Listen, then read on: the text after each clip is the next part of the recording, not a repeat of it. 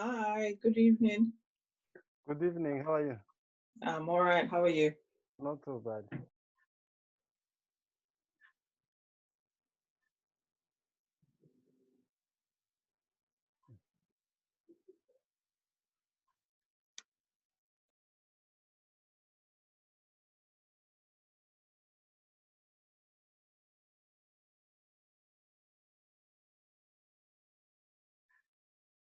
Well,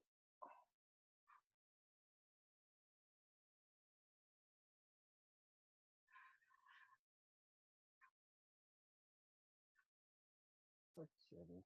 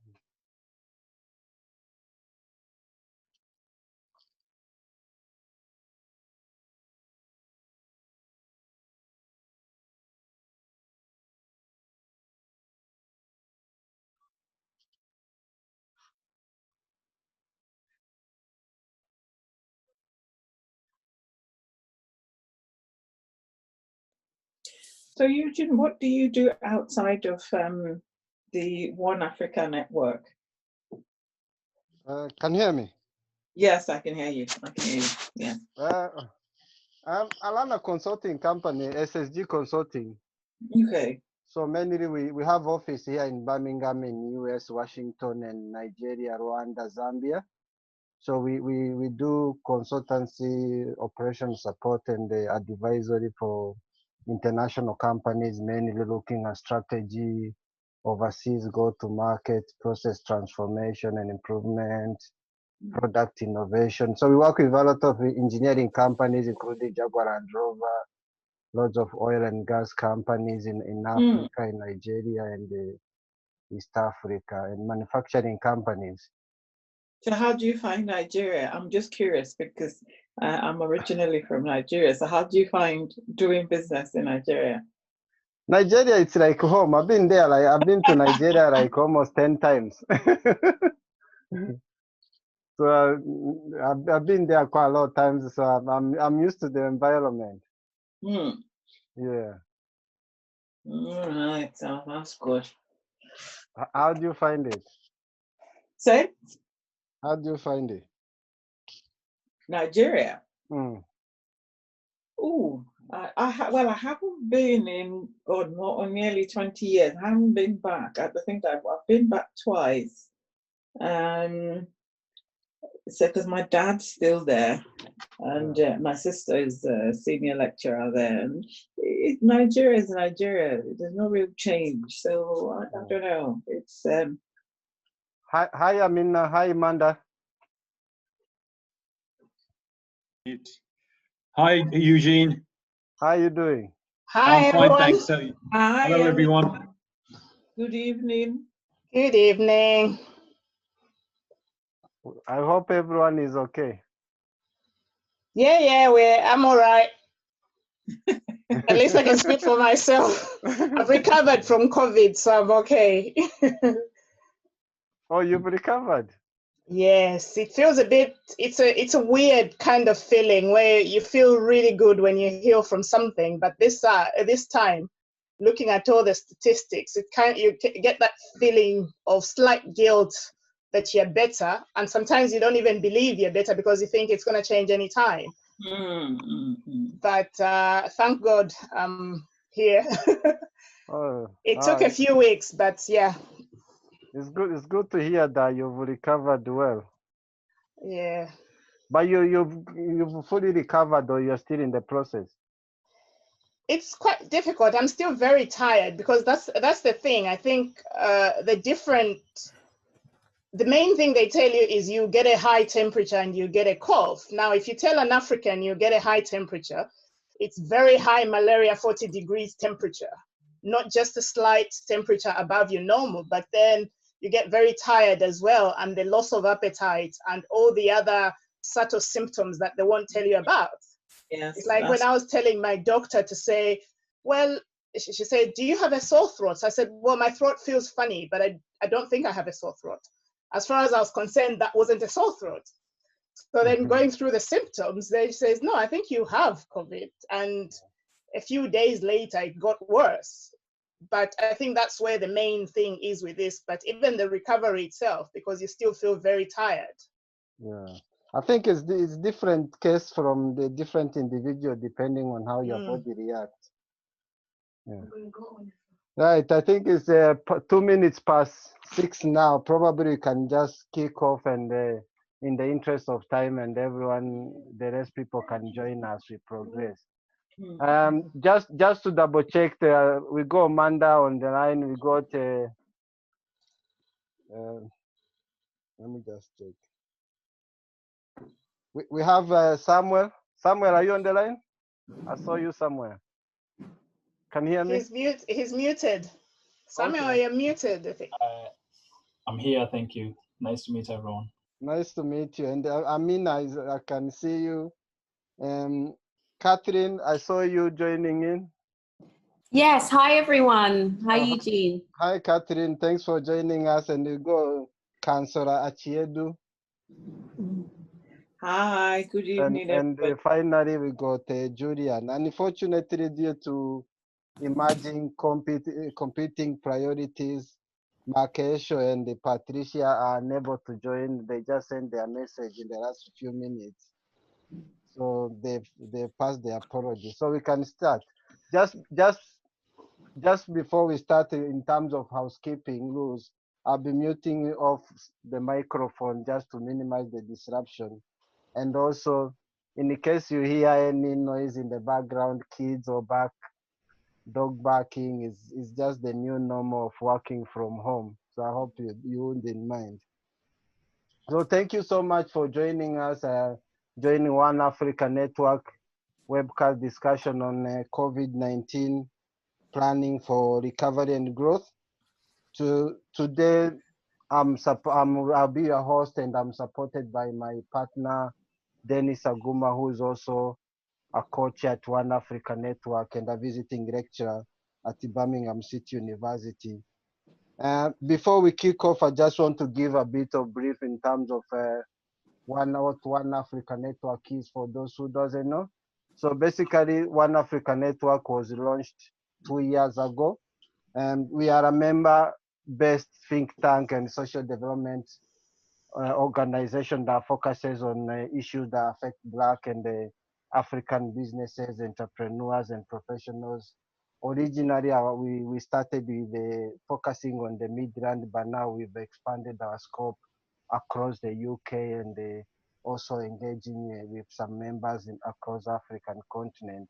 So our commitment is mainly to advance entrepreneurship, innovation, excellence, inclusiveness, and a sustainable economic growth. And we serve as a catalyst for brokering ideas through discussion and also various debates to come up with practical solutions to tackle and address some of the most pressing, challenging issues, especially now with COVID-19. So we've over the last 2 years, we've hosted a series of events across the Midland, and now we've moved online where we've been hosting various weekly events on various topical issues that are affecting the economy, the society, businesses as we go through the COVID-19 crisis. And we were fortunate to have welcomed various speakers from all walks of life. So we host various speakers from academia, business leaders, professionals, politicians, and the various to come and share their perspective and their thoughts. What are the main challenges and some of solutions to stimulate growth within our community. So these are, and also we host networking events to encourage our members to network, share opportunities, build network within the community as part of learning and growing. So for today's discussion, our focus is, I'm sure a majority of you are aware, we are now, most of you are moved away from now the lockdown, and we are looking towards how we can recover from the crisis as we plan through the globe. So just to set the scene, I'm not going to go through some of these things. We all know that COVID-19 has been a tragedy affecting millions of us, and are fortunate, and our thoughts to everyone who's been affected. And also it's a roaming threat and taking people's livelihood to uncharted territories, including business in general and the economy today. Of course, we are hearing advanced news in terms of where the economy, UK GDP is likely to shrink by 35%, and the job loss around 15% of the workforce are likely to lose their jobs, and other implications yet we are yet to assess. And of course, there've been major impact in terms of supply chain disruption, work as usual, various changes in terms of businesses, projects and activities, policy making at various levels, government, organization has shifted. And of course, at the center of it all, technology has taken the center stage in terms of to support people working from home remotely and through virtual working. So there's been quite a lot of changes, and this is the journey we are all experiencing. And we started from reacting, and we moved on to build resilience, and now we are looking to see how do we recover to build the productivity and also adjust in the new norm. So today the agenda is quite simple. It's just the objective, of course, is to provide latest update and hear from our speakers who will be sharing their experience and practical action and guidance to support our audiences, mainly businesses, entrepreneurs, and the professionals, how they can build resilience and Excuse me, I'm really sorry to interrupt you, but could you make your slides bigger, please? They're barely to read on a laptop.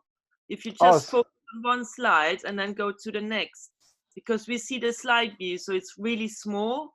Oh, you can't see it? It's very small. If you would just have a full screen, then we could see better. Ah, okay. Sorry about the interruption. Let me see. Okay. It's in the bottom right, Eugene. I've done it, but because I've got too many screens, it's kind of messing about. I think let's continue. Probably I'll try and adjust it as we progress. If you just go on view and then do slide view, then it's like a big full screen. Here? On the top right. Or slideshow. No. No.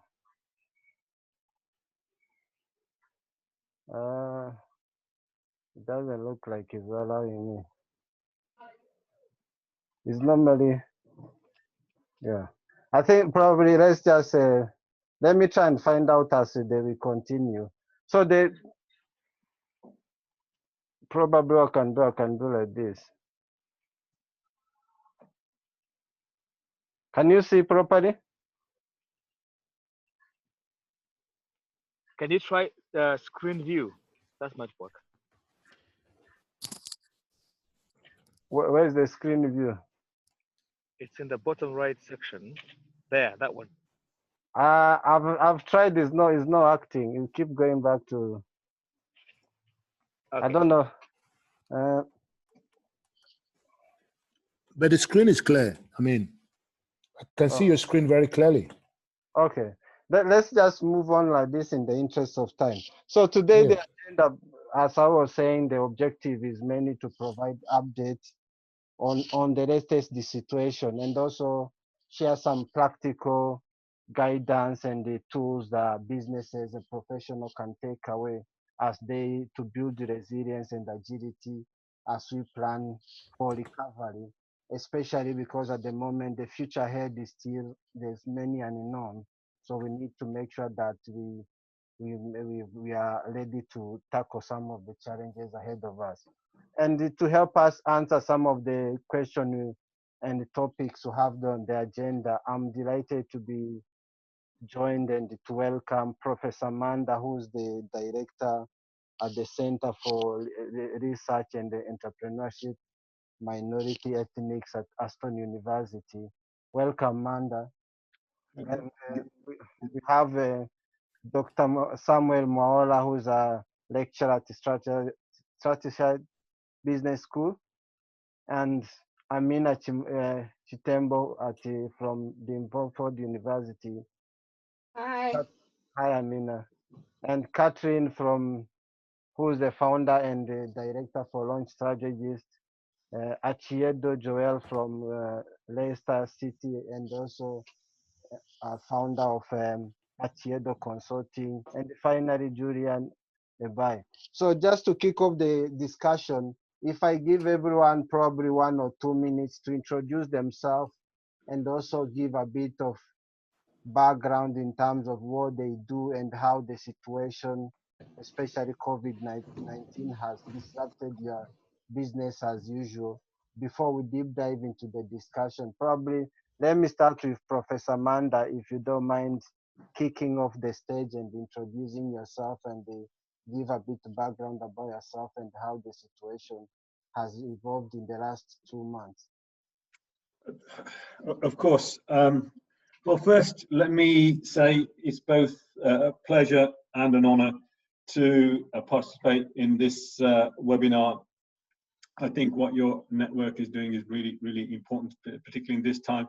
Just say 2 comments. First of all, it's a pleasure to be sharing this webinar with Dr. Samuel Mwaura. Samuel and I worked together on a project a few years ago, and he was a star then, so I'm glad to see that his career begins to accelerate. Really important voice. Second, the network that you've created, Eugene, is, I think, incredibly important and very relevant to the challenges that COVID has foisted upon us. I am a researcher on ethnic minority issues, and I've been researching that issue for about 30 years. And what I just want to say in terms of an introduction, the challenges that COVID sort of affords us, well, they're twofold. First of all, you know, it's minority businesses have always operated and to some extent thrived in a context of adversity. That has always been the case. That's the story of minority entrepreneurship in the UK and indeed across much of the globe. So the fact that this crisis is upon us is a variation on a long-standing theme in terms of the businesses that we're interested in. I should at the same time point out that the challenges are particularly severe because, as we know from the data, minorities are disproportionately affected by the virus. Sorry, is there a problem? Shall I continue? Yes, continue. Yeah. So minority businesses and minority communities are disproportionately affected by the virus, and that applies to the realm of entrepreneurship too, because the characteristics of minority entrepreneurship in terms of the sectors that they're concentrated in and the areas that they're concentrated in and then the way they operate means that they are very much exposed. So that's one opening theme I'd make. On the other sort of theme I'd emphasize is the importance of informal institutions' mutual support in overcoming some of these challenges. And as I've alluded to, I think your network is a powerful example of what a potential response can look like. It's very clear that what this crisis has done is highlighted the fracturing of a lot of institutions that have traditionally supported minority businesses or SMEs, and they're simply not fit for purpose in terms of minority businesses. So I think what it's going to highlight, this crisis, is the critical importance of mutual support mechanisms, innovative ways that draw on, I suppose, the resources that communities have within themselves to develop a creative response. There's other things I could say, but maybe I'll touch upon and elaborate on these issues after we've done the introductions. Thank you, Manda, for that brief introduction and also highlighting some of the important things of minority challenges that we are likely to face as a result of COVID-19. Of course, we looking at early data clearly indicate that we are likely to face huge challenges in addition to existing challenges that we face in the society. So probably we've seen, especially from the professional side, like healthcare, small businesses struggling to access funding and all those due to various infrastructure and the historical and the cultural issues. If I go next to Dr. Samuel also. Samuel, if you can introduce yourself and also give a bit brief about yourself and your how the situation has been on your side. Okay, thank you so much, Eugene, for of course, inviting me to this forum. And I want to pay tribute also to my senior colleague, Monder, who, as he mentioned there, I've worked with him on a project a couple of years. We still have data that we haven't managed to pull together into research papers. There's a lot actually that I've learned from Monder, the work that he's been doing in England for many years, and we're trying to kind of replicate some of that in our own small way up here in Scotland.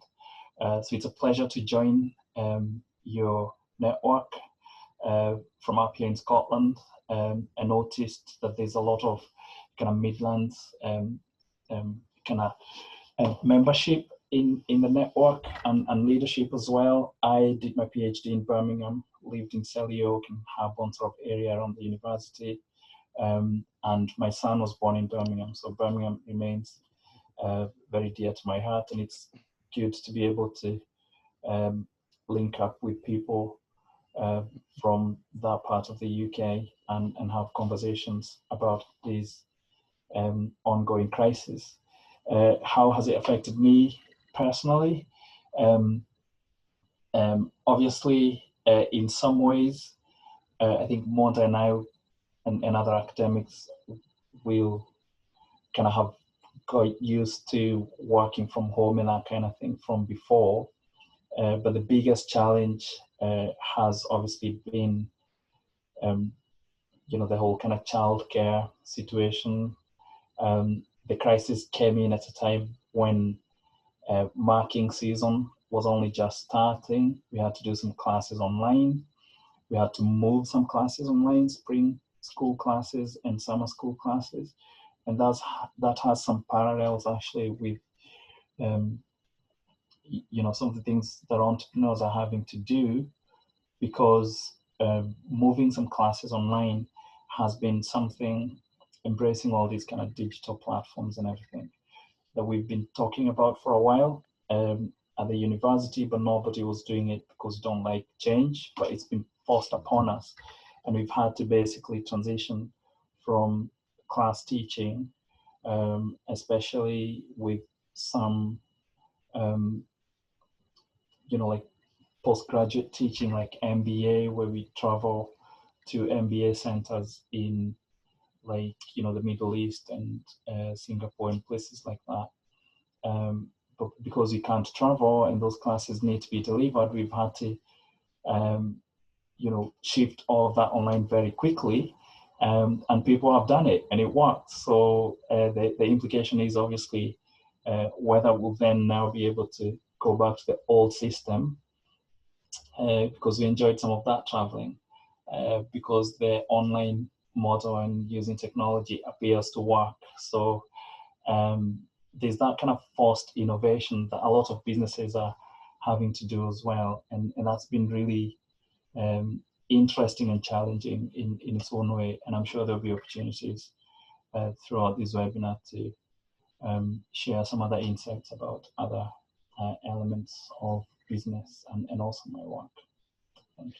Thank you. Thank you, Samuel, for that brief introduction. Of course, clearly everyone is trying to adjust to the new norm, and it's easier when a change is imposed than actually organically introduced, and quite a lot of us have been forced to adjust to the new norm. But it's good to hear that you've adopted well. So if I go to our next speaker, Amina Chitembo, to also introduce herself and also give a bit of brief background in terms of what she does and the situation on her side. Thank you very much. And, you know, like everyone else, like my two seniors who've just spoken as a new academic, and I must say it's an honor to be part of this webcast and to be able to share my views and also my experience regarding ethnic minorities. So I'm from Zambia, and I came to the UK in 2001, and I came on one of those systems that has changed so many times in terms of immigration in the UK. In in 10 years, there were like 20 different policies that changed. And also I started in 2005 running my own charity, which I did for 10 years, helping ethnic minority communities to integrate within the community, but also helping mainstream organizations to support ethnic minorities. So our organization was more of a bridging organization. But as you know, things changed in 2010, the government changed and we lost funding as a charity. So I got back into the NHS and at a senior level, which is very thin at the top. And I lasted 2 years in there and I decided to come out and set up my own business. So I now run leadership development coaching. And as an ethnic minority woman, most of the times my clients are ethnic minority women. And I also help people to write books, and I've written some myself. And so with all that, I did some work with a charity that's a European-wide charity for the UN to do with the Sustainable Development Goals. And from then, that picked up my interest to start a PhD. So I'm currently a PhD researcher or student or whatever it's called at DAMU, De Montfort University in Leicester, where I also lecture. So in terms of my research, my main area of research is highly skilled migrants, because I think that's an area which is kind of not talked about a lot. There's very little research in terms of, you get research, which, especially when you're talking about women, there's generic research on migrants, and most of those will talk about lower social issues, health issues. Very little of that will talk about leadership. Very little of that will talk about decision making. So that's kind of my area that I'm looking at in terms of research. And through this epidemic, the way it has affected me, obviously, apart from being a patient myself, I've also been very observant in terms of what's been happening around all the announcements and the community. One thing that I find very interesting is the way, when you listen to the briefings, the first thing is we are being directed by the science. So me coming from a background of being a practitioner and also being an ethnic minority myself, I know that not everything that we experience ends up as science, as a paper, as something that the government can make a decision on. So we've seen the statistics, but then we have an issue in terms of how we are going to deal with that. So I've been making a lot of observation and a lot of conversations with different people within, especially women within the health service, which is where I used to work as well. So I hope I can bring that to this webcast in terms of that discussion. Thank you, Amina, and we look forward to learn from you about some of the things you've been doing. And if I go next now to probably Catherine. Catherine, if you can hear me. Well, yes, I can hear you. Good evening, everybody. Eugene, thank you for the invite. It's a pleasure to be here among you. So my name's Katrina Douglas, as you'll all see. I am a launch strategist, I was in the corporate world for a decade, started my own business in 2016 and have been in the entrepreneurial space since then. So what I do is I help corporate leaders launch projects strategically within organizations, and also help business owners. And I have a framework to do that, which I'll probably discuss later on. In terms of how it's affected me, thankfully, obviously the situation is awful. Thankfully, I have had no immediate deaths or encounters, so I'm thankful for that. But the repercussions are far-reaching.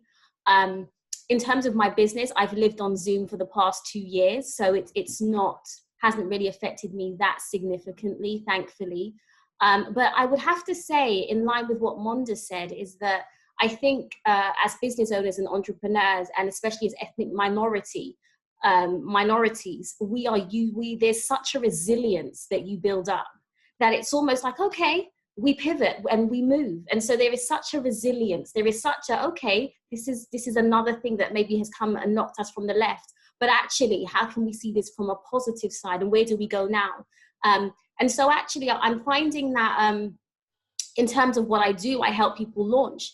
It's been, I don't want to say use the word good, because there's nothing about the situation that is good, but because I help organizations launch, and because I help people launch, and every project has had to pivot and change or be cancelled, whether business and organizations like it or not, most of us are going to have to launch something. And because of the nature of the climate, you have to launch properly. Like 70% of projects fail ordinarily. So if you want to launch something now, you have to launch it and be very considered and be very strategic, which means, and that's exactly what I do. So I'm finding that in this climate, there is opportunity to support businesses and for them to really understand the work I do and the importance of it, because it's almost become a necessity. So I am, again, I'm really reluctant to use positive words, but there's a lot of people that are writing 2020 off, and it's the best, it's the worst of times, but it's also the best of times if you have the right mindset. And if you are prepared to really knuckle down and look at the landscape from a different perspective, because I think we're going to see completely new business models, completely different ways of doing business, and it's incredibly exciting in many ways. So that's my take on it. Welcome, Katrina, and nice to see you. If I go next to Ashiedu. Ashiedu, can you hear me? Yes, I can hear you. I just unmuted myself. Hi, Ashiedu. So if you can also introduce yourself and give a flavor in terms of what you do and some of the many things you are doing in your consulting company, and how the business has been disrupted as usual. I'm sure, I understand today you're not representing Leicester City Council, but you are representing your consulting company and sharing perspective as an individual, not the organization. Yes. Good evening, everybody, and thank you, Eugene. I think everybody sort of acknowledged that this is a great opportunity to rub minds and share experiences and knowledge. So very quickly, I wear several hats as an individual. But today I'm going to be drawing from the experiences of those many hats and plugging them into how I work within my business. So I own and founded Asho Consults Limited, and the whole idea behind it was born out of my experience within the corporate sector and corporate industry around a very clear lack of understanding and a willingness within the corporate sector to have difficult conversations around the needs of the ethnic employees, not just from a career progression or recruitment or experience perspective, but also from a cultural perspective. Now, culture in terms of how we respond, how our lived experiences enable us to respond to challenges, to situations, and even to work itself. So it's in all of that my business took flight and came to life, if you like. I spent close to 14 years working across 2 different local authorities in various capacities, and then joined some charities to work within the trustee boards. And the story is almost the same, because there isn't a real understanding of who the employee is. It becomes really difficult to have conversations around what their true needs are. So yes, we want a place where we will feel that we belong, you know, we can go and we can develop. But are our experiences actually encapsulated in the culture, in the growth, in the transformation plans and agendas of those places that we all pour ourselves into? And those are some of the questions that I kept asking and really couldn't seem to unpack quite honestly without feeling like lip service was being paid to it. So personally, how has COVID-19 impacted on me? Like Amina, I have had a very, very close shave with it. So I think probably we both will be talking from a place of expert by experience with COVID. And she quite rightly hit on some facts that our experience of COVID isn't the same. Everything is being structured and learned or decided using science that doesn't feature a lot of our specificities.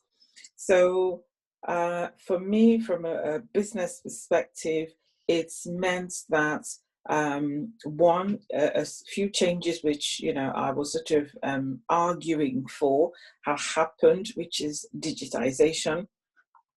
Now, what that's also meant for me is that it has then put me in a position where I have to see myself translating what I do very smartly into a digital platform, because everybody is now living life on the digital freeway. There's quite a lot that I feel is, you know, will come out of our experiences of COVID or this particular crisis. One of which would be that we are not going to go back to business as we know it. So there's this talk about restoration and recovery. We're not going to be restored because we have, every dial has been reset to zero, and it was a zero we didn't expect, a zero we didn't foresee, a zero we don't know anything about. So moving forward, it is how do we come out of this reset to pick up on the lessons we've learned to develop ourselves as a community, but also going forward globally. Thank you, Achiedu, for the introduction. And finally, and we can't see you, but hopefully we can hear you. Julian, if you can also introduce yourself and give a bit of brief about some of the work you've been doing, especially in the supply chain sector, and some of how the situation has evolved in the last 2-3 months from your side. Julian, can you hear us? Yes, I can hear you. Can you hear me? Yes, we can hear you, but we can't see your face.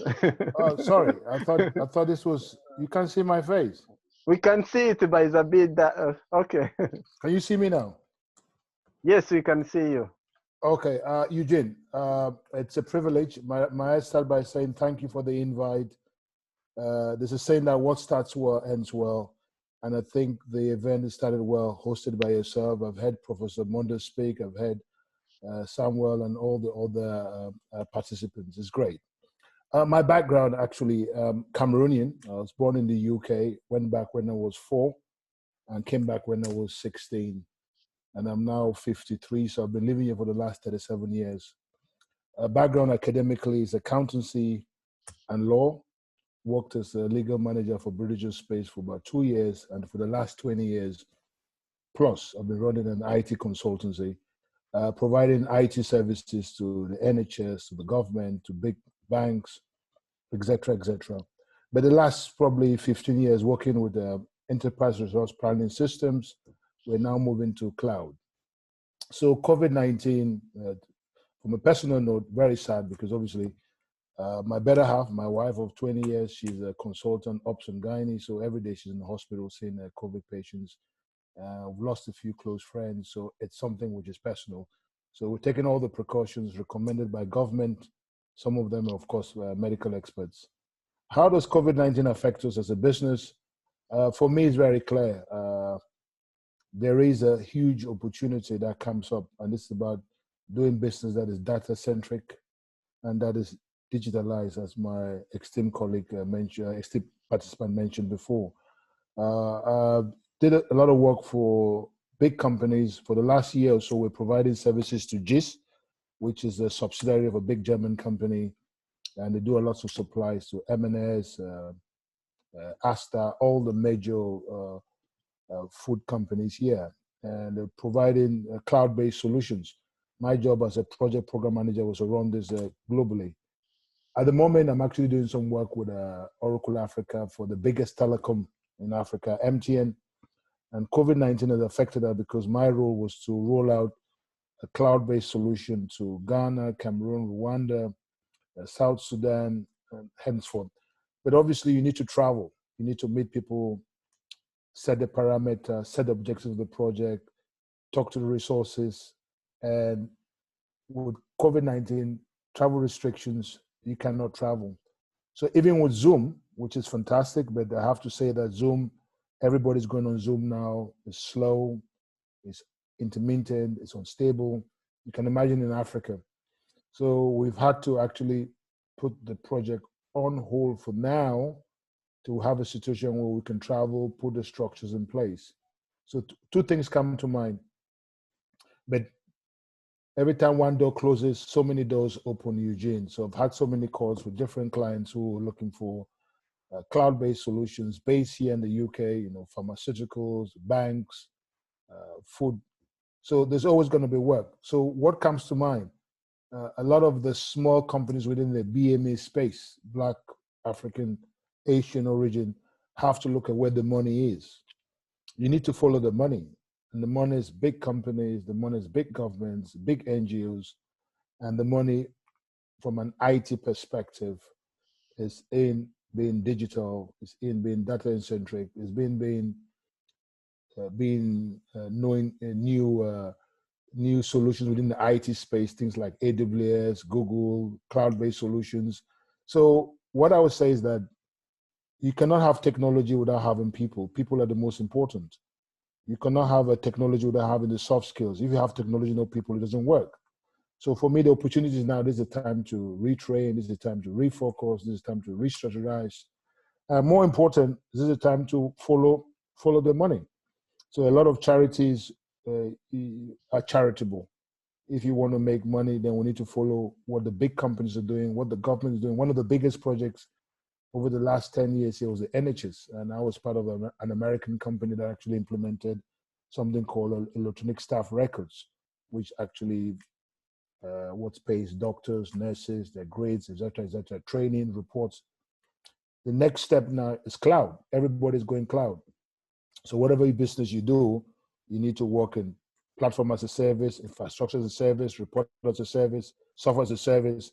So I would say that COVID-19 has told us that, you know, we can work from home, but obviously you have to work digital platform to digital platform.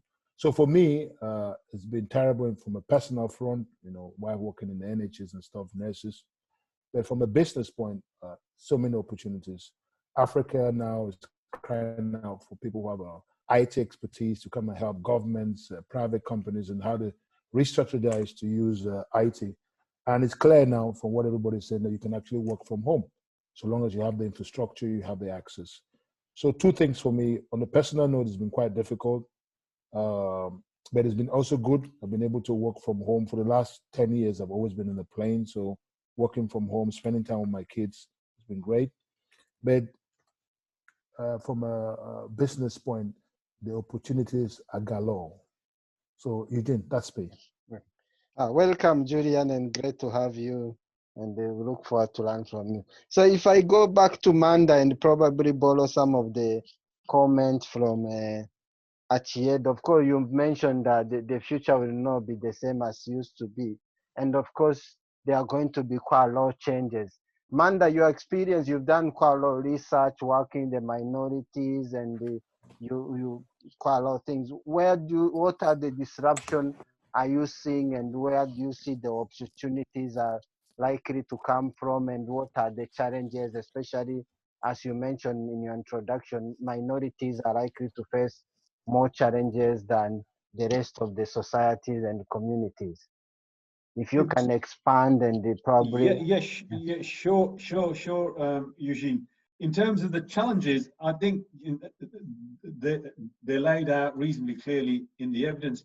If you look at the kind of businesses minorities sort of traditionally started, and survived, and in some cases thrived. They are in catering, they are in retail. Increasingly in Birmingham, they're in the creative sector, and we're doing a project now on those sectors. Well, of course, those are the sectors that are most exposed. And I think it means something particularly distinct for minority communities, because businesses have often been a lifeline, not only for the individual entrepreneur, but whole families. And those businesses have often been in the past a product of the fact that their opportunities have been blocked elsewhere. So it's particularly poignant that it's these businesses are affected. And those are the businesses that have been hit hardest. Their market has disappeared overnight. And now, the ones that we've been working with on our latest project, they are really taking stock and thinking through what are the options. And an immediate option is to sort of rely on their own resources, the sort of social capital that they have in communities to survive what the uncertainty that we're going through.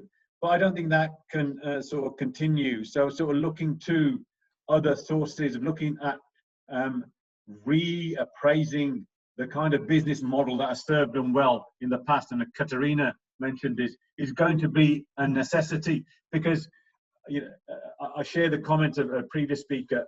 I don't think there will be a business as usual. I think our communities will have to, in many cases, rethink their business model, and I think that's a huge challenge. At the same time, and sort of moving on to the possible areas of growth or pivoting, as a colleague mentioned earlier. You know, one of the things, it was interesting listening to the excellent colleagues that are on this webinar, and the really entrepreneurial colleagues, and the fact that they've made their way from different continents, different societies, different sectors. And that really synchronizes with a big theme in a piece of work now we're currently doing, which we'll publish in a few weeks, the biggest ever survey of minority businesses, that minority businesses tend to export more because of their transnational links. And I see that as an area that I think our communities can work and sort of leverage even more. Two other factors that are coming out in the work that we're doing is innovation. Really, I mean, when we talk about ethnic minority businesses, people often think, well, it's the corner shop you're talking about, or it's the caterer. Equally, and you exemplify this very strongly, Eugene, yourself, it's the really creative, agile individual who's leveraging links from all over the globe. And that is a source of innovation. And that chimes with what our work, as our survey, which will come out in the next 2-3 weeks, will show that minority businesses, contrary to the popular perception, the lay perception, are actually more likely to be innovative in terms of products, but equally more likely to be innovative in terms of processes. And I think this is something about the very complex, nuanced links that they have across different parts of the globe. So I think if we're looking at the optimistic side, there are innate strengths with the minority business community that increasingly we're going to have to look towards. But, and I'll close with this comment, that transition from moving towards the traditional areas of sort of strength that we have, which is strong community links, localized links, social capital, utilizing family labor, etc. We're going to have to look beyond that, and having to look at how we can incorporate sources of innovation within traditional areas of strength. So there is going to be major challenges ahead. You know, it's going to challenge many of the traditional business models that have held minority communities in good stead, but there are grounds for optimism, particularly when we look at the talent for minorities to trade overseas. Yeah. Thank you, Manda. And it's good you mentioned about the innovation, because minority will be, especially maybe Aston has been doing quite a lot of work trying to encourage minority to adopt technology, build their presence, and some of them have been slow, but I'm sure this crisis will force some of them to rethink. And the crisis, of course, like you mentioned, is an opportunity to challenge businesses to rethink some of the practices, and I'm sure some of the practices has been brought into question to how business operate to minimize cost and eliminate some non-value activities or non-effective processes. And as we go to digitization and all those, I will come to you back later on in terms of how we can use the innovation and entrepreneurship to unlock new opportunity.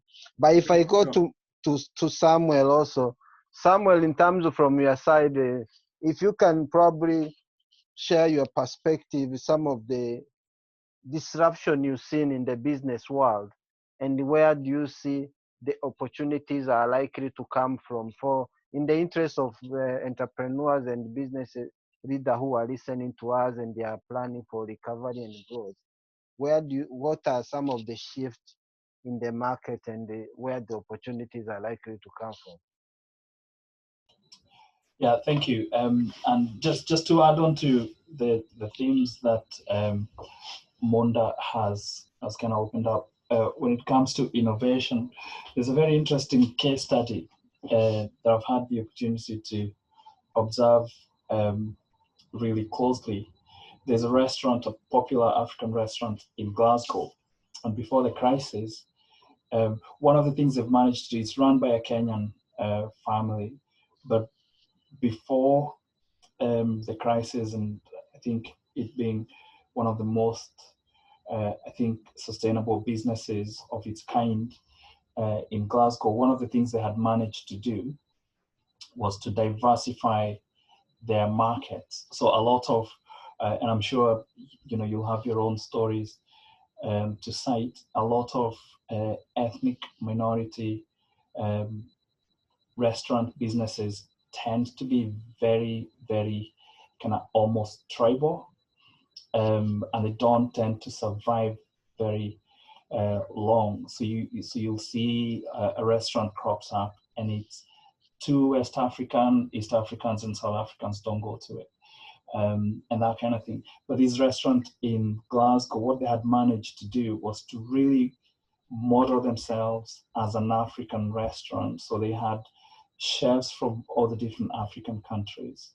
And once they'd pinned that down, and they could do like authentic West African dishes, South African dishes, Ethiopian dishes, which are very difficult to make, and that kind of thing. Once they had pinned that down, they thought about diversifying their market to include, like Caribbean dishes, which it's very difficult. I'm sure a lot of you will attest to this, to have, the multiplicity of African ethnicities in the same room with each other, and then you add in the Caribbeans. That doesn't happen very much, apart of course from forums like this. But in the general kind of population out there, there's a lot more kind of micro grouping within the ethnic minority space of people of Black or African ethnicity. So these particular restaurants have managed to diversify their market to encompass all of Africa and then all of Black people in Glasgow. And then one of the really interesting things that has actually come to their rescue quite a lot during the crisis period, out of serendipity, they started a comedy club, which tended to attract white Scots. There's one guy who liked coming to Calabash. It's called the Calabash Restaurant. And he was going to a comedy club. Over a conversation, they talked about setting up a comedy club within Calabash to try and get a certain kind of market getting to come into Calabash and not feeling like it's only for Africans. And what happened was that opened up their market for, especially delivered food to like white people in Glasgow. Now, how has that helped? When COVID hit, obviously restaurants were one of the most highly affected businesses. And because they had started this home delivery of food to diverse markets a few months before that, what that has done is that it's provided them with a cushion of revenue, and because they've had to keep some element of that going. Now, a lot of other restaurants of its kind do not have the Just Eat kind of revenue stream, because it's more about the people coming in, getting together, and having a drink together and chatting away. But these guys have managed to do that, and that has, provided a really helpful cushion. So Monder has spoken about and written quite a lot about the whole market point. Ethnic minority businesses targeting the ethnic market, which has limitations for growth. But this particular business is an interesting case study. It's not like obviously they have grown spectacularly, but at least they have managed to survive because they have managed to diversify markets. So it's an interesting point with regard to innovation. The other thing I want to talk about, which is really interesting and helpful, and again, this is a theme that Monder has explored in previous research, is the question of legitimacy and compliance with regulations. Now, when the whole fallow scheme was introduced, everybody thought it was very generous. Now, the way it works in practice, because I do have some people, friends and family that work with HMRC and Department for Work and Pensions, is obviously, you have to have your records in order with the government. So if you didn't have a lot of your employees on the payee system, then you can't follow them. And that has affected a few businesses that I'm familiar with who are operating on a cash in hand basis. What has happened is an eye-opener, I think. You can talk about how they've ended up being in that situation. Maybe it's a coping mechanism because they don't make enough money to pay people well. Maybe they're just cutting corners. But it's really put quite a few people, not just the businesses, but those employees themselves, in a really, really difficult environment. So I think coming out of this crisis, as we transition, I think that the idea of trying to formalize our businesses as ethnic minorities more, and doing a lot more to comply with the laws of the land when it comes to employment, and having a clean record, I think that's a huge lesson for a lot of businesses. The other thing is, this is maybe a conceptual point here. A lot of people debate the whole, what is leadership, what is management, and there's a lot of insights you can draw from the metaphors themselves and the phrases. And this is a really good opportunity for people to think about, the whole kind of management and leadership debate. And I think it's for various reasons. Now, management, people say, is routine day-to-day stuff. And if you think about the way we use that word in common parlance, is, I'm managing. So there's a lot to do with coping and dealing with things that are there. And we're having to do that now. We have to kind of manage the environment that we are in, and make sure we achieve our short-term target. But nobody is sitting there as a small business or an individual person not thinking about the future and where they're headed. And that's what leadership is really about. When you're looking ahead beyond the current environment that you're in, and the situation that you're in, and you're thinking, where am I going as an individual and as a person, And a lot of ethnic minority businesses have not really focused on leadership that much previously because of focusing on the now, and now I think it's been forced upon them to really think about elements of leadership. Where am I going? What do I need to change to get there? Because, the present environment that I'm in, I have to manage it. I have to come out of it, and I have to survive and everything. But I have to reorientate the business in some way to a certain vision that I have to think about now. And I think that's a really helpful thing for a lot of entrepreneurs to think about. And other things that come with leadership and management, aspects of management. There's a lot of empathy happening now and being people orientated. I think in the past, maybe some businesses were more task orientated, but now there's a lot more thought about people and how they're managing. And I think those are elements of, business that maybe a lot of ethnic minority businesses, from interviews that we've done with them, will not have been thinking about as a priority. Maybe they would have seen them as luxuries that larger businesses that are more professionally run indulge in. But I think we've just been forced into a situation where we have to think about these things. And I'm really hopeful that these are lessons and opportunities that we're going to embrace. And maybe we can see changes that will help change not just the perception of ethnic minority businesses by the mainstream, but also the way we see ourselves and our businesses. I think, for example, with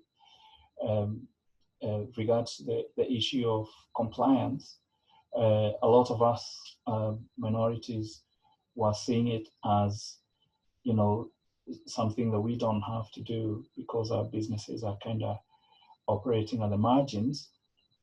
But I think now people will have seen, some of the usefulness of that, and lastly, there's this idea that you'll have been hearing everywhere, we're in it together.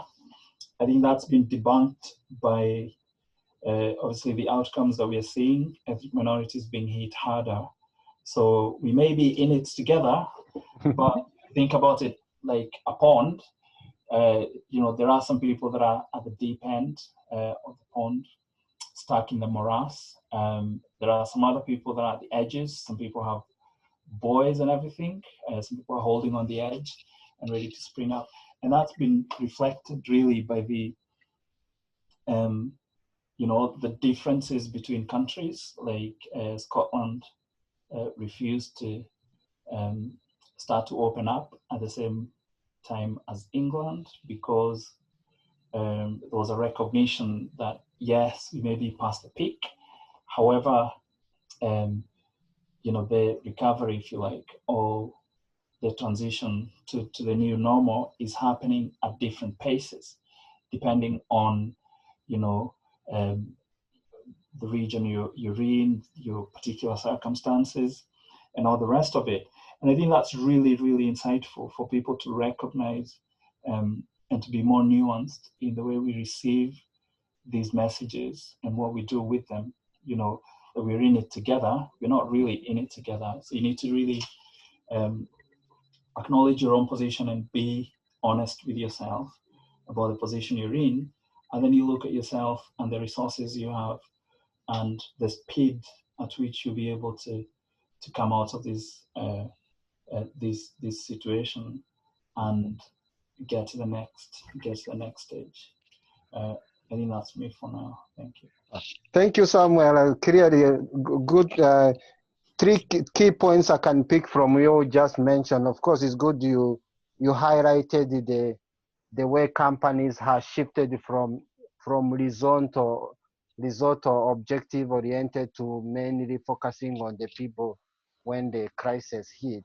The second thing which is important is about how the current situation and also the government support has exposed the need to comply. I think this is something we've been advocating for quite a long time, advising minority to adopt best practice in terms of financial management, adopt best financial controls and things like that, because it has inhibiting businesses to access finance within the bank, because quite a lot of them we find they have poor cash flow, poor banking system, poor infrastructure.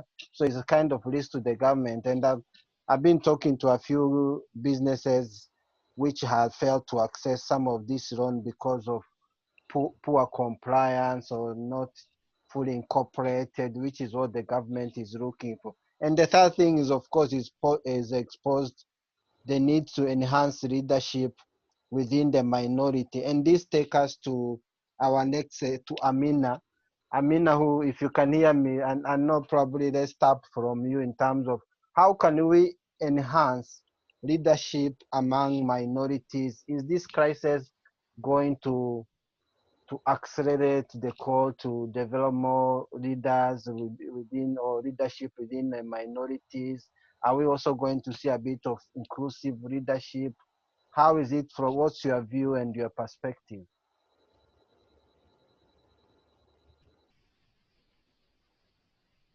It myself. Thank you very much. And I just want to follow on to the two great speakers that have set the scene very well for me. And especially Dr. Mwaura, who has touched on management and leadership within ethnic minority communities. So when I looked at the, the discussion topics, and I thought, where would I best be placed in terms of adding value to the conversation? So I decided to stay away from talking about what businesses and entrepreneurs are going to do. So I wanted us to take a step backwards and maybe look at the problem. One of the biggest problems that we have right now is our ethnic minority communities on the front line. And in particular, I want to focus on the NHS, because we know very well that within our communities, there are many of NHS staff, NHS people, Black and ethnic minority people who work for the NHS, but they are not employed by the NHS. They have these agencies which are practically would be either self-employed or they are part of a company. And so in that sense, they have got an entrepreneur mind. And coming from that, there's things, when things are fine, things go, they've been doing very well, but the crisis has brought on a lot of issues with that.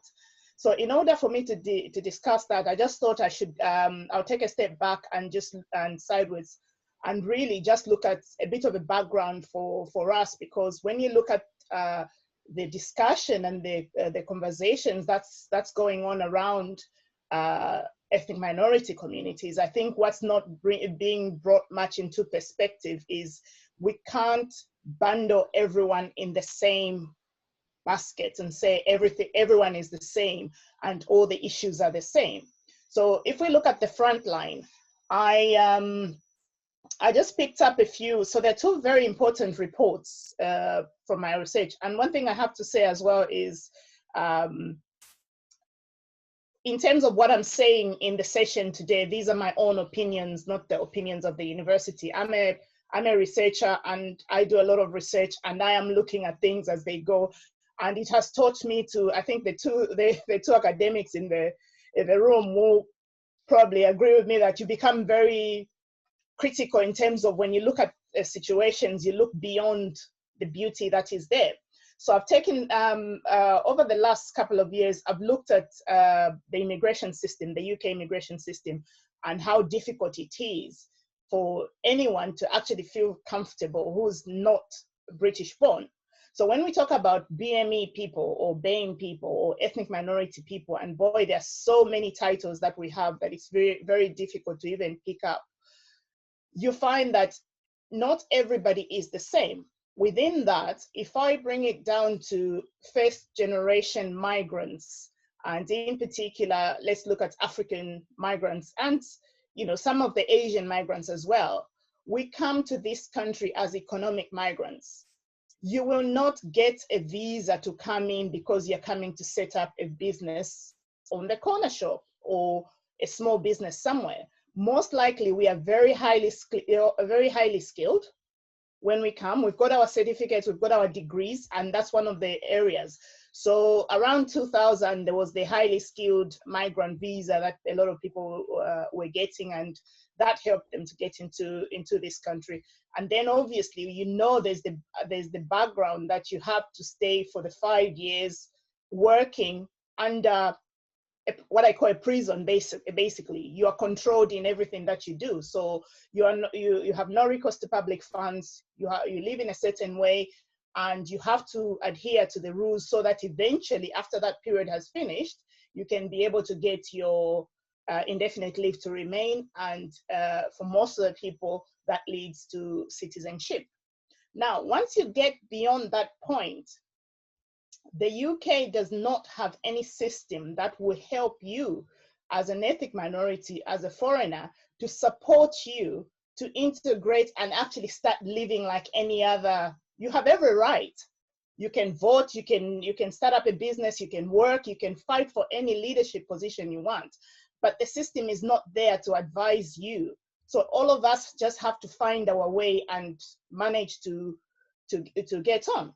So what my observation, both from my 10 years of running a charity, because we used to get quite a lot of issues of people that were still under immigration control coming to our service because they were being discriminated against at work. But the problem is because they're expecting a visa and that could affect their job, there's very little that they can do.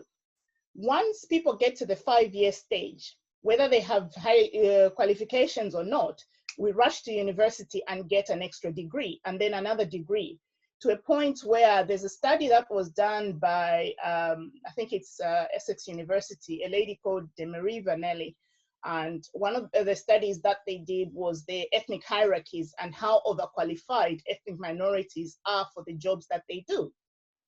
And that becomes very clear when you start looking at the NHS. The NHS has just released in February 1, they released their race and equality, the RAISE report. They call it Workforce Race and Equality Impact Report. And in that report, you can see that the NHS employs, in England, they employ 1.5 million people. And out of that 1.5 million people, 19.7% of those people are from ethnic minority backgrounds. They identify as from ethnic minority background. Now, the NHS runs with bands, and this is sort of like just a case study that I've picked up to just drive the point. They run with bands. So from band 1 to very senior manager, which is beyond band 9. So you go 1 to 9, and then there's very senior manager. From the 19.7, within the band 9, which is the very senior manager, there are only 143 people in 2019 who are in that band. And the band before that, it's 124, which is the band 9. And in terms, why is that important? When you look at, as the bands go, most of the ethnic minority nurses that are on the front line who run these agencies and have worked in the NHS, once they get their degree, whether they're working in a home or they came in as nurses, their starting point is a band 5. And the band 5 is very heavy. So if you look at the curve, it's literally like that. So band 5 is very heavy, and that starts reducing. So about 36,000 employees of the NHS are in band 5. Then that reduces to band 7, which is, 54,000, sorry, are band 5. And then by band 7, you get 17,000. By band 8, which has 4 sections in band 8, my last position in the NHS was a band 8B.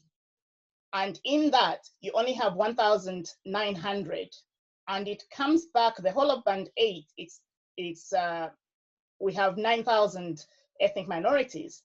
And then in band 9 and the very senior manager, it's 267. So there for me is just the issue that we have to look at before we even start looking at where we are going forward. Not everyone that's in the UK can manage to own a business.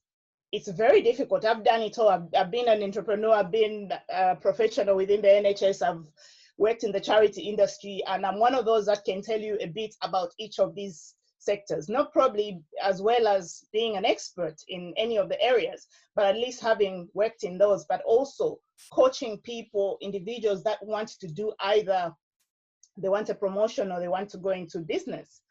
Now, one of the biggest problems that we have as ethnic minorities that I have seen, even as I've been interviewing people through this situation, the COVID situation, is a lot of the people, because their salary is not very high at band 5, have moved on to leave the NHS and then gone to work as agency workers. So then what then tends to happen is, if you've ever been ill and ended up in a ward like I have, you will find that there will be maybe 1 or 2 substantive staff working in the ward, and the rest of them are agency nurses and agency doctors and agency people coming from there. Now that works very well, and following on what Dr. Mwaura said in terms of our record keeping and how we get supported in terms of now that there's this problem. So what has ended up happening is, with a lot of people, not only are we at risk, because obviously if I'm a substantive member of staff, if I get ill or if I need to self-isolate, I'll be furloughed by the, I'll be given sick off because I'm within the NHS, but then my pension is not affected. So I'll go home and I'll rest for the amount of time that I need. Whereas if I run one of these agencies and I go in as an interim, I'm only paid for the time that I'm at work. So then there's a problem right there, because then people are forced to just work on the managing the daily situation. And worse off, if you get ill, then there's even a problem, because then you can't work and you're not getting money.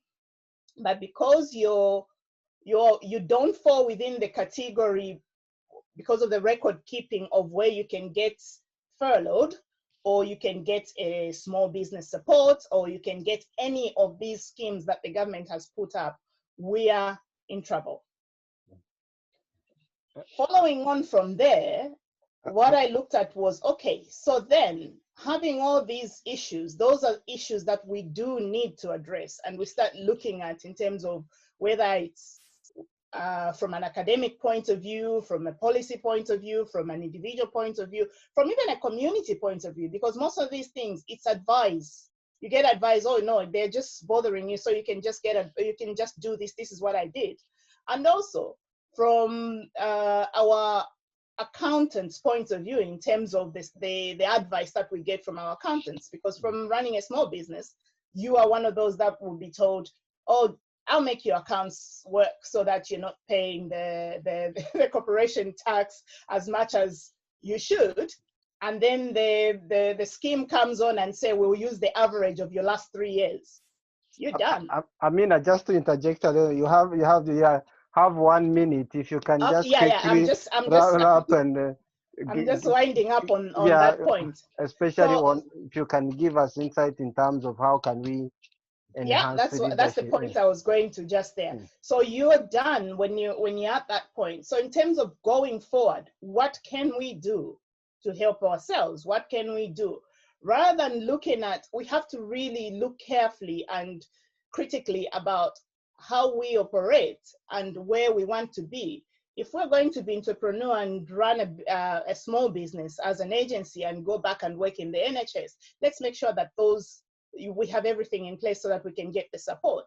The other thing is, I wanted to touch on is resilience. I think one of the things that helps us, that makes us run around a bit, is resilience, because we know that some of the discrimination will be there all the time, whether it's in business or in work or whatever it is. If we can help ourselves in terms of reducing, in terms of the movement and being able to support ourselves, and also get some mentorship within our own communities. So those were my points that I thought we should look at. Thanks. Clearly, with the current fluid situation we are in, we need to build the resilience to help us move on as we progress through the situation. But if I go to Katrina, who probably in terms of earlier on you mentioned about launching a project, which is the same as launching a business. If I'm an entrepreneur now, want to start a business or an idea or a project with the current and unknown circumstances, how do you launch or start a business with so many unknown, even 6 months, 9 months down the line, you don't know. There are so many unpredictables and uncertainty along every corner. What would you advise for someone or a business looking to kick off a new project or a new initiative or an idea, of course, to build that resilience Amina just mentioned, and to be able to survive the current crisis? Okay, there's two core areas that I'm going to go into. So the first one is, in terms of thriving in this season, there's three things that we have to do differently, or to a greater degree. And I think I call them the 3 C's of the season. So the first thing is we have to be more creative than we have ever been before. I think on a lot of CVs, you'll hear people say, you know, I know how to think outside of the box and I'm a creative thinker. Well, now here is where, you know, we really find out who really is the creative thinker, because actually the old ways won't work. They will not work. And it's a beautiful thing because, you know, like I said, you're going to see a level of creativity in business, different types of business models, different types of marketing, and that's a beautiful thing. But actually, if you cannot think creatively, you will be at a huge, huge disadvantage. So that's the first C, is creativity. The other thing is collective brain power. We are not going to get out of this with rugged individualism and just thinking of ourselves as solo entrepreneurs. And I think historically, culturally, sometimes we can fly solo too much. So actually, we're going to have to get together, put our heads together and start thinking collectively about and bringing our ideas together, because what we find is that there's wisdom in the multitude of counselors, as they say. And so there's no one person, no one has a monopoly on good ideas in this season. It's going to take us coming together and thinking collectively. The third thing is collaboration for me isn't an option. In order to get out of this, we have to think, okay, how can we work together? Because there's going to be synergy. How can we collaborate and how can we work together? So in terms of mindset, in terms of the way we need to be thinking moving forward, it's definitely those 3 things. So creative thinking, true creative thinking, collective brain power, and also collaboration. In a very practical way, if you want to launch a business in this season, it has to be robust. What we see, why a lot of projects and a lot of businesses fail, is because they're built on shallow foundations. There isn't things like continuity planning and proper business management and financial planning and contingency planning and risk assessments and all of those things. And we've been able to get away with it because we're in this culture where if it looks good, then it must be good. Actually, in this season that we're moving into, you have to have deep roots and you have to have a solid foundation. So the framework that I would say that you need for that, I would say refer to my 6 Ps, and you need to be thinking about your business very holistically and from multiple avenues. So yes, as Samuel said, you need to be thinking about multiple revenue streams, and that doesn't mean that you have to kind of split your attention and split your focus. But even if you focus on one thing, what are 5 different ways you can make money from that one thing? For example, you had many coaches and many consultants. And yes, many of those people were doing things face-to-face, but actually, how about if you transferred your program into an online program, or you had an affiliate program so that, you know, people could be, other strategic partners could be referring to you. That's how we have to think now. We have to really think strategically. So I'm going to quickly touch on my 6 Ps because time is very short. So you need to think about, firstly, what is your goal, and be very relentless and very focused on that goal. And now is not the time to be fragmented and trying to focus on 10 different things at one time. You have to be really focused and really address needs that really exist in the market. So not ones that you think exist, but actually real tangible needs. What is it right now that people actually need from me, and what are my best place to produce? And that should be your focus. Number two, you need to be thinking about, okay, what product, what does that look like? You know, how can I make money from that? Just be thinking about your product and service more holistically. Thirdly, which goes into collaboration, you need to be thinking about the type of people that you need to be working with at this time. You know, platforms like LinkedIn are amazing. Let's leverage them. You know, when you see people here and you hear from people and you think, okay, actually, maybe we can do something. Don't be shy about reaching out. You know, we need to be thinking about and coming together and joining our skills. Then you need to think about marketing. And I know there is this kind of conundrum about, you know, perhaps we should not be promoting our services in this time. Perhaps it's callous, but actually I would like to say that if you have something and a service that people really need right now, you need to tell them, because people really need proper and very real solutions right now.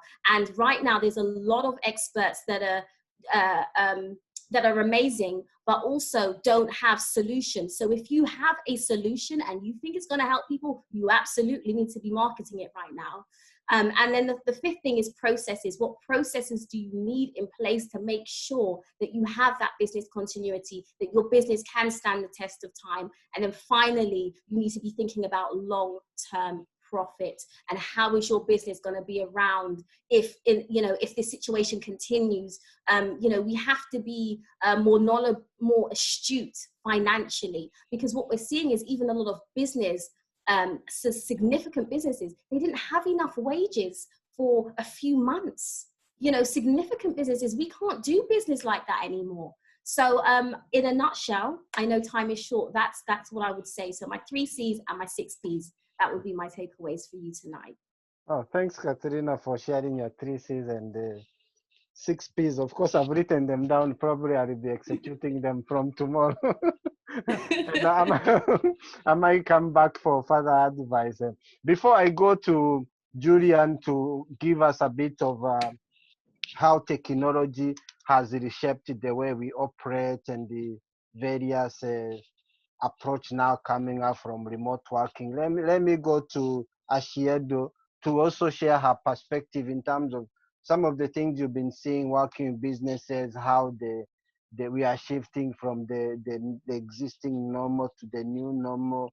What are the new things and some of the things, like you say, are likely to become obsolete? I know we talked about it earlier on, and probably if you can share some of the things that are likely to go away and what are the new things people could consider.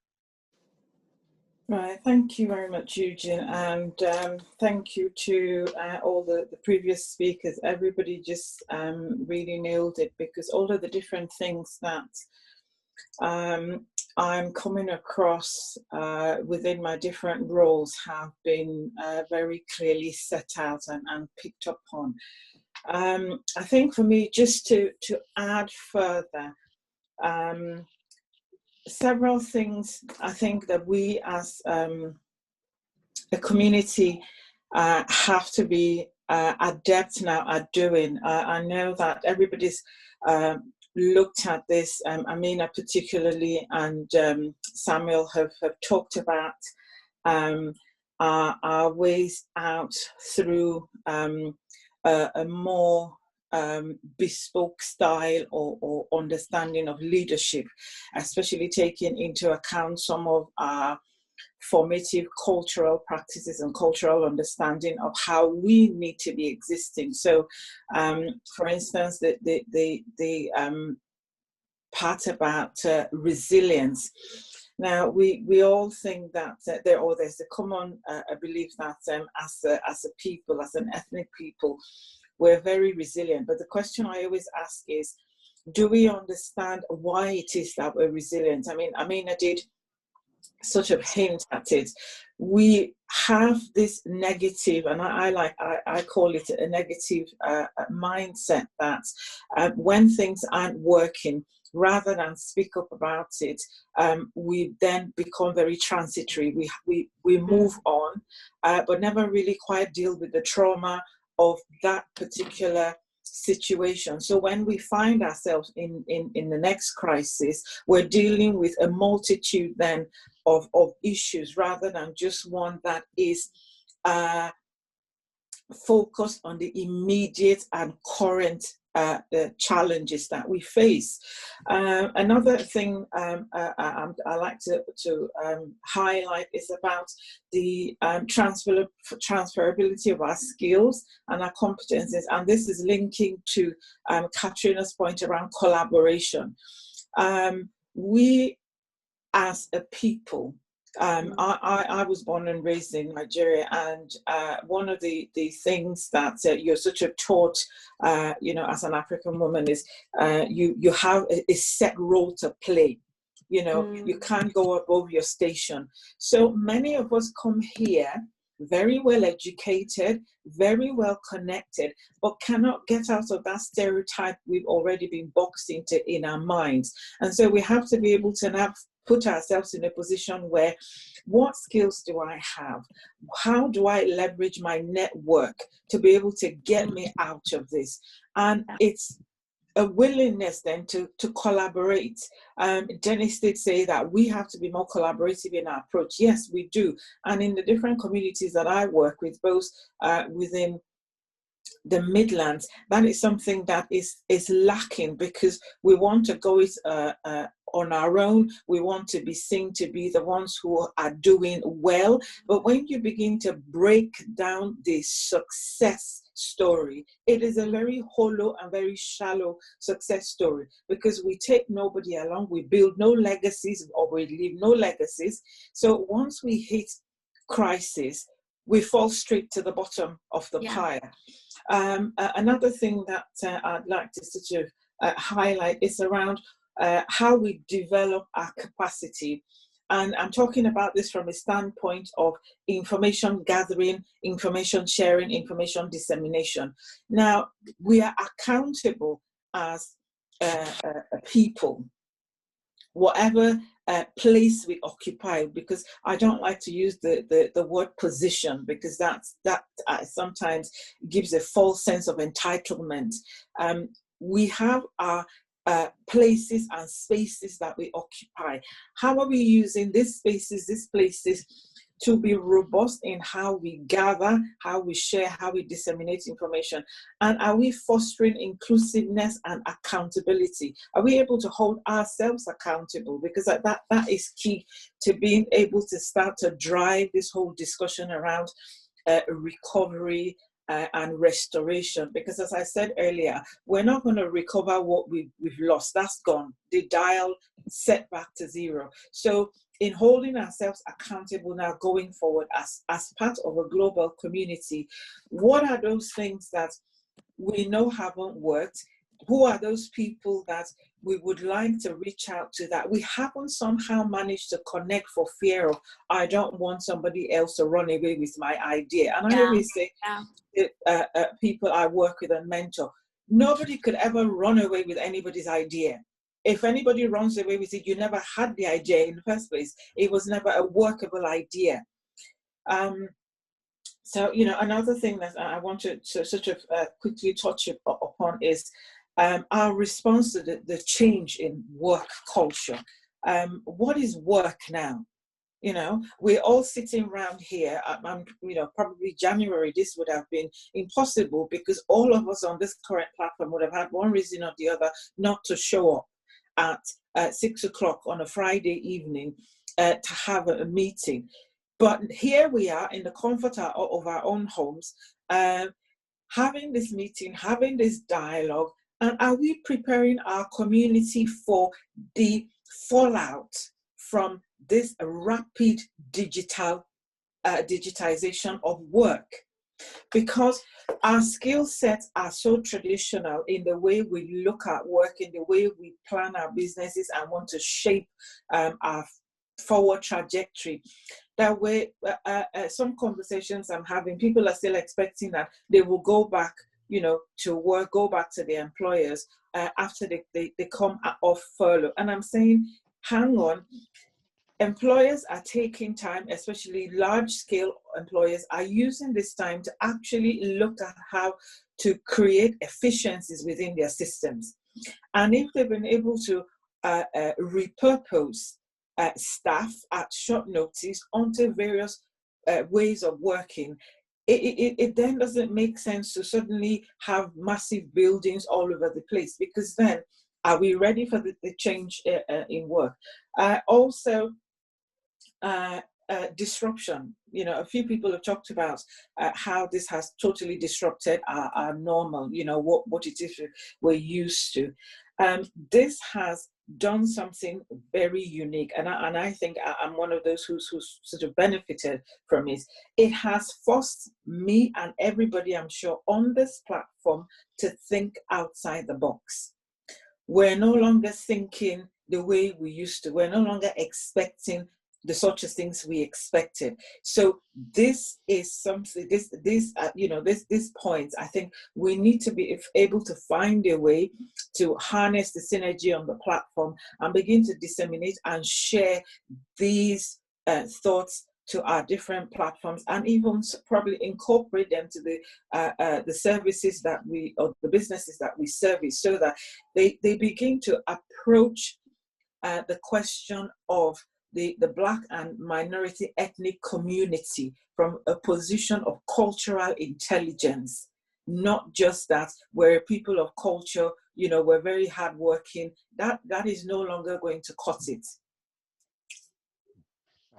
Thank you, Esho, for that insightful and thought-provoking. Yeah, clearly, as we move forward, we need to rethink how we do things, and some of the work you mentioned will no longer be relevant as employers reposition their operation, and of course they'll be looking ways to cut costs, improve efficiency, and minimize some of the non-value adding activities. So probably if I go to Julian before we wrap up, it looks like we just now gone over our time. If you don't mind for a few minutes, we can hear from Julian in terms of how technology is likely to reshape the way you operate businesses, and some of the key things to look in terms of moving forward. What will be probably the best technology, or how digitization is likely to influence our future. Then we can wrap up, and then we just get 1 or 2 minutes from all the speakers in terms of moving forward, what will be the best practices and the opportunities to help us stay ahead of the curve. Julia, if you can just give us, and then we. Yeah, Eugene. I have to say that in the last 3 months, this is one of been my best days. You know, seeing BMA professionals, you know, Prof. Samuel, all the lovely ladies and men speak. Different ideas, different perspective. And next time, if you can do this probably for 2 hours, that would be fantastic. My view is very, very simple. At the moment, it's about people. Without people know how great your technology is, it doesn't work. This is a huge opportunity for BMA professionals to retrain. There's a lot of opportunities in the digital space, in the data-centric space. Even the NHS, they've been working based on data. How many people get infected, how to track, how to trace. So technology is going to be key going forward. Even though there's been some disruptions, I've still been having lots of calls about the opportunities to work remotely. So my advice would be for BME professionals, no matter what area you are, you have to look at what other digital skills you can add to your armory to be able to fight the new opportunities that are going to come. So for me, it's going to be retraining. You got to retrain areas of cloud technology, areas of how to access digital space, areas of how do you query data, areas of how do you use technology to sell your business wide in terms of using your websites. So for me, working in the ERP cloud space for the last 20 years, I see that the opportunities are not going to stop. Now remote working, Zoom, you know, you can see that it's unstable. You can see that they need to increase capacity for the future, for people going to be working from home. It's going to be cheaper for businesses to have laptops at home where you can access a repository of businesses without coming to an office, cut down on cost of travel, cut down on staying on hotels, cut down on office space. So my advice would be, I can say from my perspective, it's going to be more business for me in Europe and especially in Africa, where cloud technology is just in an infancy stage. The two clients I work with, they're at the forefront of a cloud in the continent. So I would say even within the NHS space, you got to look at technology. How is technology going to help your business? And now training, you can do training online, you can do training, distant learning. You don't have to actually go anywhere. Where there's been a disadvantage, and I'll say this, a lot of the clients I worked with, I spent a lot of time in Malaysia and India. They have a huge number of technology experts because they focus on new technology, they focus on training. I don't think we're doing enough. I've not seen enough Black professionals within the IT space. I've seen a lot of Indian brothers and sisters, but not a lot of Africans. I think with COVID-19 now, it's going to tell you that there is a huge opportunity for us to leverage what has happened. And the new normalcy is going to be people working from home, people accessing systems from their laptops. So what I'll focus in, look for people who are very articulate, look for people who have a human contact in terms of how they relate to dispersed device groups and get the relevant training you need. Whether it's a platform as a service, infrastructure as a service, software as a service, reporting as a service, even just using technology to navigate. I think the opportunities are galore. And what has told us COVID-19 is to catch up with our European brothers and sisters. Technology is the way that we're going to catch up. Thank you. Thank you, Julian. Clearly, the technology will reshape everything we do, moving from remote working to crowdsourcing, and quite a lot of we need to build our capabilities in terms of how we navigate some of the new technology and the advancement within, and also incorporate in our daily living, because we, as you know, most of us now, quite a lot of things we are operating on the phone. Yes. From as you, what do you call the service on the go? You Yes. access your banking, your email, your communication, schedule meeting, everything. Now we are posting Zoom at our comfort at home. So these are things, especially for entrepreneurs and the businesses to look into, because it brings also quite a lot of benefit, including cost, minimize cost, efficiency, and effectiveness within. So probably we'll have you again in the future to give us more. Eugene, ask a question. How can a man who is 100 years old raise 32 million pounds for the NHS, for charity, when we have BMA charities struggling to raise 10,000, 50,000, 100,000? It tells you that a man who just strolls around his garden is able to raise 32 million pounds just going from his garden to his house. It tells us that we've missed the boat, and just through technology, and people donating from all over the world. So what I've learned from COVID-19, especially for the BMA focus, it's good to have all the top professionals, the top PhDs, the top experts in all the various fields. We've got to harness it to make it work, not just for those few who are so sharp, but for everybody. And I think technology can do that. I'll just give you an example. If a 100-year-old can raise $32 million, 32 million pounds in less than 3 weeks, then what have we been doing? The charities are struggling to raise money. Technology, you got Facebook, you got Instagram, you got LinkedIn, you got all these things. So at the moment for me now, the gap is retrain, refocus, re-engage, and move away from the big cap BMA. We're in a global community now. We cannot define ourselves as Black or Indians, or we just define ourselves as global citizens. No, clearly the market doesn't segregate. We just need to make sure we have the right skills, we are using the right approach, and of course, we out of this disruption, we are likely to see a lot of opportunities unfolding, and we need to keep an eye. On that note, probably, and unfortunately, we've run out of time, so I'll probably ask our speakers to just give 1 or 2 minutes in terms of summary. Where do you see the opportunities are coming? What will be the skills and to help us stay ahead of the curve as we move to the to the next normal, the new normal, the new economy, what we call it the new economy. We know it's difficult because at the moment there's quite a lot of unknown ahead of us, but we need to at least build the skills, the knowledge. So if I start with Monder and say, if you can just give 1-2 minutes summary in terms of moving forward, what will be the critical key skills or things to look for as we go forward? I'm sort of inclined to say an aptitude for clairvoyance.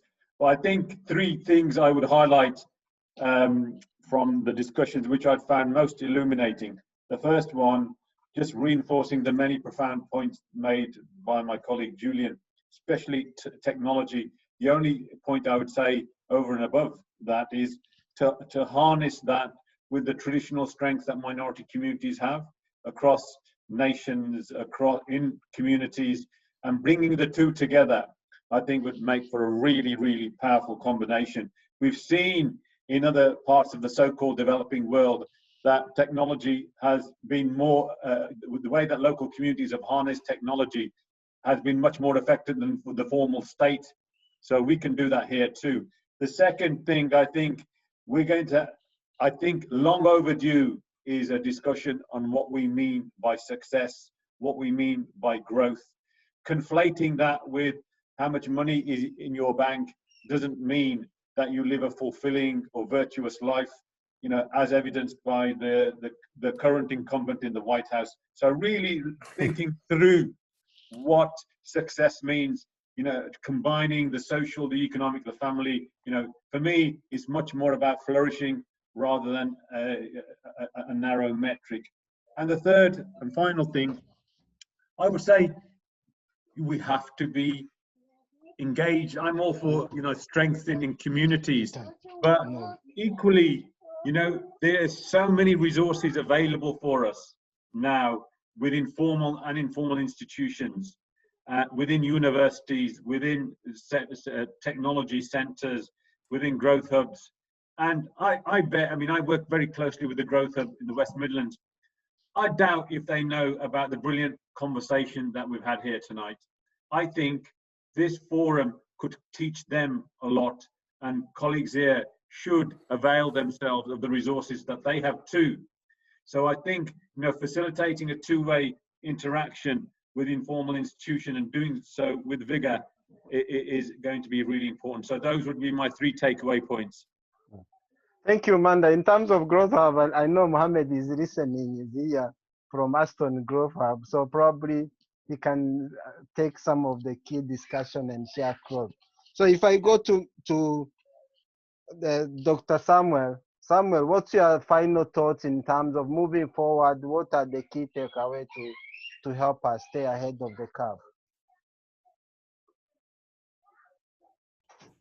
Yeah, I think, you know, some of the, you know, the 3 things I would really like to kind of emphasize are, you know, just building on the theme of, you know, like we've always kind of had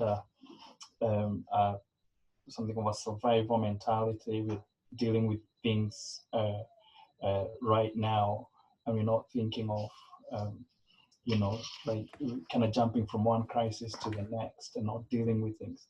I think we just need to be really, you know, as, you know, some of the points that I raised earlier, we have to just deal with things properly, and we have to be brave and honest with ourselves and ambitious. We have to move away from these kind of day-to-day short-term and short-termist approach to things. I think that's really important. I think also the other thing in mass that we need to build is slack and cushions, because you know, there are some theories of management and growth and survival. You know, there was a point earlier regarding you know, how it was discovered that a lot of companies didn't have the resources to survive the crisis. Now, some of the like big kind of growth models out there suggest that actually even for growth, people don't grow unless they've got slack and we tend to kind of run very lean, extremely lean operations, and we don't have any slack to grow, much less cushions to fall on when we hit a crisis, or indeed even very small snags. And I think it's a huge thing for people to in business to embrace, you know, to think not just about the things that we're doing now, but also build slack, you know, not just save for a rainy day, but to build enough slack to allow you to explore other things that might come to your rescue, you know, with technology, for example, or talents that could come through during crisis that would not have done that if they weren't involved in certain ways in the business. And then the final thing is, there's been a lot of mention today of the system, and the system being difficult, the system being very complex, and all of that. But what I've found in interactions with the system or within the system, through research, you get to meet policymakers, you get to engage with these people, you get to engage with entrepreneurs. The system is very complex, but the system is diverse. There's no, you know, you can look at some of the characteristics of the present generations. It's all about diversity. So the system is diverse. And yet, even within this diverse system, especially Black African entrepreneurs have remained at the margins. And we just need to find a way of not necessarily mainstreaming, but getting ourselves into that system. There are opportunities for mentoring. There are, you know, many ushers and chaperones out there that can get us into the system, but we need to get into it, because when I have sat on panels that review, for example, applications for grant funding, and one of the really disappointing things is that we don't really, like in the times that I've been at that table, I haven't seen, and this data is being collected, enough applications from, you know, especially Black entrepreneurs. A lot of, you know, Monder will verify this. Asians have kind of, especially Indians, maybe not so much Bangladeshis yet, have managed to find a way of getting into this system. And you cannot learn to navigate the system unless you're in it. So I want to encourage all the entrepreneurs on the panel here to just find a way of getting into the system. The system is complex, it's very difficult to navigate, but don't observe it from outside. Get in, struggle while you're inside there into the system, and take advantage of all the opportunities for mentoring and being ushered and even speaking the language. You know, if you're not saying, for example, words that you know, the modern entrepreneur uses, unfortunately, you're judged if you're not saying, you know, minimum viable product and agile and lean and that kind of language. People will see you as incompetent, and maybe you are actually, you know, a brilliant entrepreneur with a good strategy. You just need to be in the system to speak the language and to learn, and also to be legitimate. You can only be legitimate if you're in the system. And I know that's a controversial point, and I don't want to raise you know, many kind of polemic issues at this kind of end side of the discussion, but there you go. Thank you, Mwaura. Good point to raise in terms of how we get into and navigate the system. It's true. If I go to Amina, what's your one or two key takeaway as we move forward and to help us stay ahead of the curve?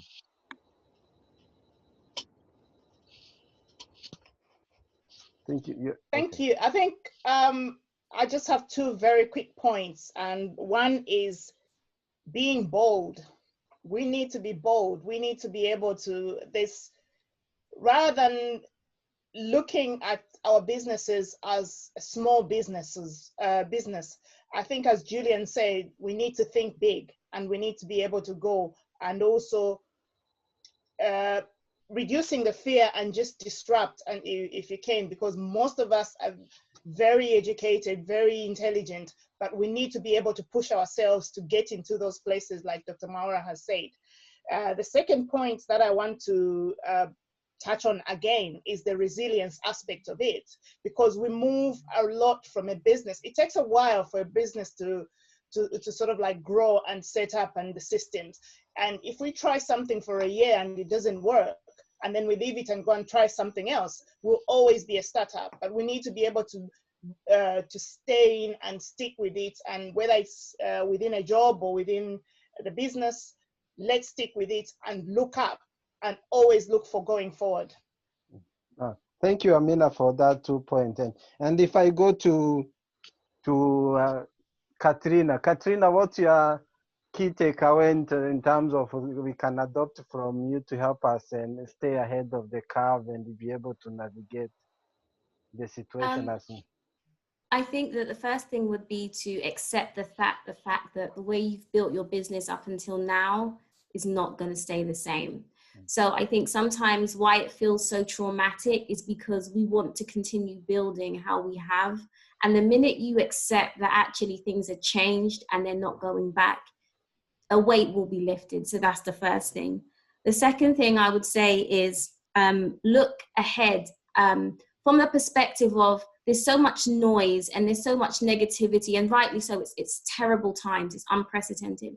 But take time out for a minute and just really assess the market, the environment that applies to your business, your industry objectively. And just with no baggage, just begin to think, okay, what can I do now? Where are the opportunities now? And really look at it with fresh eyes, because sometimes we don't do that. We're so used to doing things the way we've always done.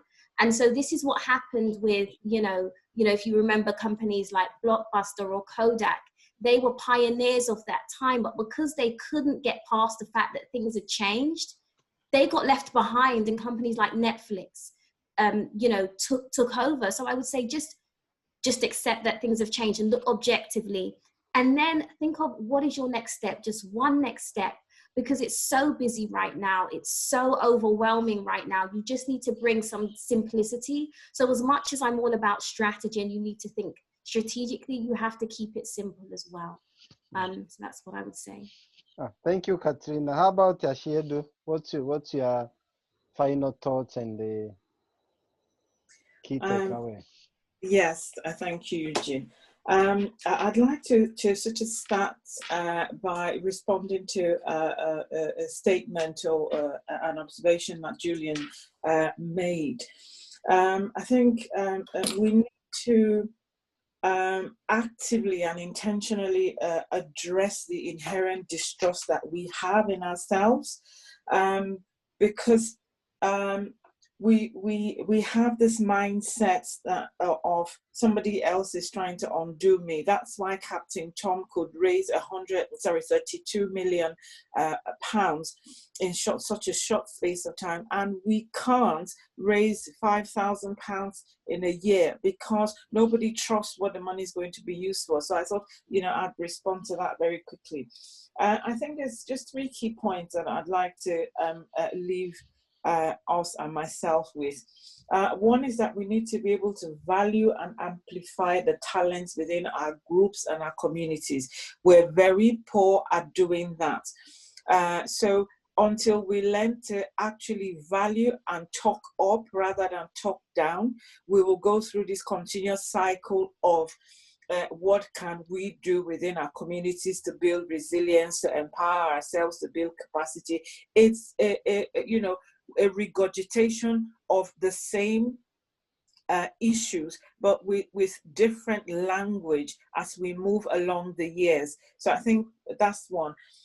Secondly, we need to be able to review how we develop, design, and deliver our services from a Black and minority ethnic perspective, because we incorporate a lot of our culture, a lot of our tradition, a lot of our lived experience, a lot of who we are into these businesses. So that's causes the, you know, the trauma that Katrina alluded to, where we can't separate ourselves from the business. We can't see the business as an entity in itself. We see ourselves always as the business. We're not the business. So to do this, I think we always need to have growth and transformation always, rather than survival, because we have this survival mentality where we set up the business to survive, rather than we set up the business to grow it and for it to transform the communities in which these businesses are actually situated in. Lastly, I would want for us to be able to ask ourselves some questions. One, who and what is it that we need to be able to move forward? Have we identified what our options are, both operationally and strategically? Because these are key in shaping how we move forward, how we actually begin to come out of this from a place of strength rather than from a position of weakness. And then something which I think Samuel and Amina have hinted on is that we need to be willing and able to be fluid and adaptive to our current situation, because if we're not fluid, things like this rapid digitization will get left out of it. So only those who are willing to move on to the next level and next form of the digital world and digital connections will actually be moving on.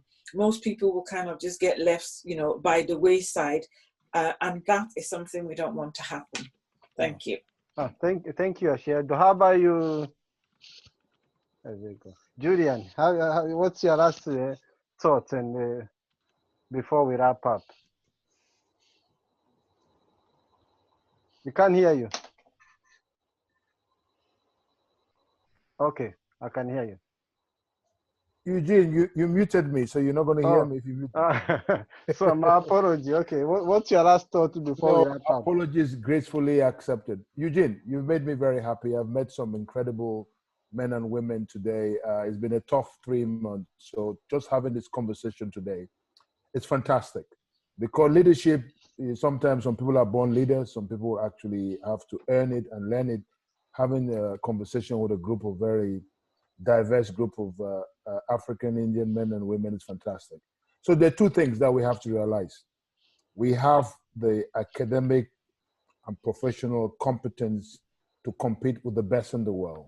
So whatever you're doing in the UK and you're doing very well, you know that you can do the same thing in France and Nigeria and America. So with the problems now and everything going digital and everything being data-centric, you have to do research that the services you can sell now, can you sell that in Cameroon? Can you sell that in Nigeria? Can you sell that in India? Can you sell that?